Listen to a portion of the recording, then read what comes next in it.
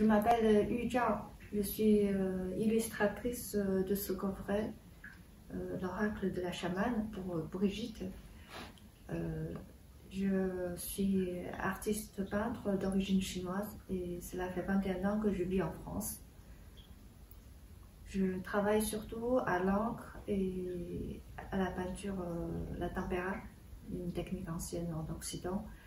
Et dans ce travail d'illustration, j'ai illustré les 26 cartes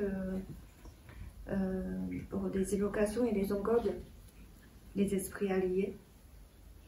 Et aussi pour les couleurs derrière, le côté verso.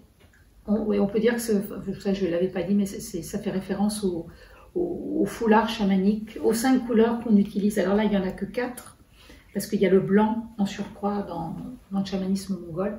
Ça correspond à la couleur des foulards de cérémonie. D'accord. Et donc le bleu, c'est la couleur Tengri, le ciel. Du ciel. Le jaune, la lumière. De la chamane. Oui. Voilà. Le rouge, on évite parce que c'est beaucoup plus sorcier, je dirais. Et le vert, c'est l'élément naturel. D'accord. Donc le vert, c'est l'espoir aussi. Et le jaune, la guérison, c'est ça, j'avais compris. Non. Si tu le vois comme ça, pourquoi pas. Ok. Alors tu peux nous dire aussi comment tu as conçu ces espèces de matières oui, ça vient derrière les cartes. Oui. Donc, on a voulu des effets de matière et aussi avec des motifs qui évoquent l'esprit de chaque série de cartes, chaque couleur. Donc ça vient de mon travail personnel de peinture avec une technique, c'est la peinture à l'œuf, la tempéra, sur papier et avec une sorte de monotype. Mais inspiré de la danse, donc je travaille dans tous les sens sur le papier. Le papier, c'est un peu comme un danseur sur la planche. C'est le papier qui va prendre les couleurs d'une façon naturelle et dansante. Et dans ces traces de nervures, ces textures abstraites, on peut retrouver peut-être la trace d'une énergie invisible. Moi, j'ai travaillé sur les différents motifs pour chaque carte. Chaque dessin a un esprit différent. D'ailleurs, on a l'impression parfois qu'on devine des esprits aussi au dos des cartes. Et quant à la conception des représentations, tu peux nous dire un peu comment tu as travaillé? C'est un travail à encre de Chine sur papier absorbant, papier de riz.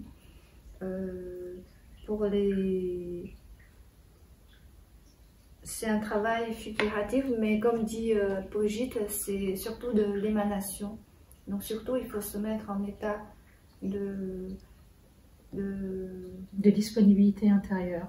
Oui, je dirais pour recevoir l'esprit, ouais. De faire le vide et de lâcher la force, laisser aller le pinceau sur le papier.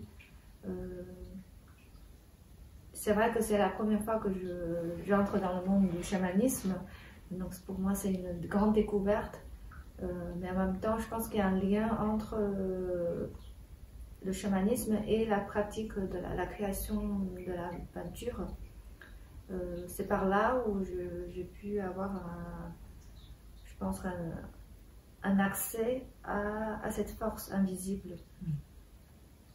Dans ce travail d'illustration, quand j'ai dessiné, Brigitte et Mana Édition m'ont surtout conseillé de renforcer le regard, parce que c'est à travers le regard que l'esprit communique avec nous. Donc ça, je pense que c'était très important. C'est vrai qu'on a beaucoup insisté sur le contact avec les yeux, parce que les yeux, c'est justement un point d'entrée dans la carte. Pour en quelque sorte intérioriser la carte et l'incorporer. Et on t'a fait refaire les yeux parfois oui. pour vraiment arriver à une expression optimum. Oui, les figures aussi. Au départ, j'ai fait des figures de profil, mais finalement, la plupart sont de face. Et même quand c'est de profil, il y a le regard, enfin l'œil de l'aigle qui nous perce, enfin, qui nous interpelle. Et je pense que c'est vraiment important. souvent Brigitte m'a dit qu'il faut, pour faire l'ours, il faut que tu deviennes l'ours. C'est ça. Oui. Et abolir toute séparation en fait. Oui, c'est ça. Et pour moi, le seul moyen, c'est de faire le vide. J'ai beaucoup regardé les documents sur les animaux, par exemple l'ours et le loup, enfin tous les animaux, et j'essaie de me mettre dans un état de vide et de laisser l'animal parler.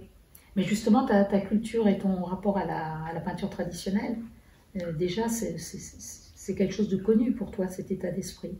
Oui, de faire le vide, justement. Oui, de faire le vide et de se remettre à ce qui est plus grand, comme tu as dit dans la carte d'évocation, enfin de sagesse. Et pour les évocations, c'était... j'avais la carte blanche pour l'interprétation de chaque évocation. Donc, parce que là, c'est en soi, je dirais, plus subtil à figurer. Quand par exemple, tu as la mue, la renaissance, la pensée, la force de la prière, hein, oui. C'est beaucoup moins peut-être immédiat que l'image du loup ou l'image de l'ours. En même temps, c'est plus inventif. Du coup, je me suis bien amusée. Moi, il y en a une que j'aime particulièrement qui s'appelle « Retrouver son animalité ». Oui. Je la trouve très subtile dans la façon dont tu l'as figurée. C'est assez... Et dans les ongodes, dans les esprits alliés, l'animal, l'ongode que j'ai travaillé le plus longtemps, c'était la panthère noire. C'était la dernière qu'on a réalisée. Et à la fin, Brigitte m'a dit que la panthère noire est allée la voir. Ouais. Elle va me remercier pour tout ce travail et ça m'a vraiment donné le courage. Et moi qui n'avais aucun lien avec le chamanisme, ces jours-là, j'avais vraiment senti la présence. Je ne saurais pas dire, mais c'était un animal. Je ne savais pas si c'était le loup ou la panthère noire, mais il y avait une réelle présence autour de moi et qui m'a emportée, enfin qui m'a encouragée. Et ça, tu as reçu l'énergie de la carte, toi aussi? Oui. Tu t'es laissé porter par la carte? Oui. Pour moi, ça a été un travail, une aventure incroyable et je suis très heureuse de l'avoir fait.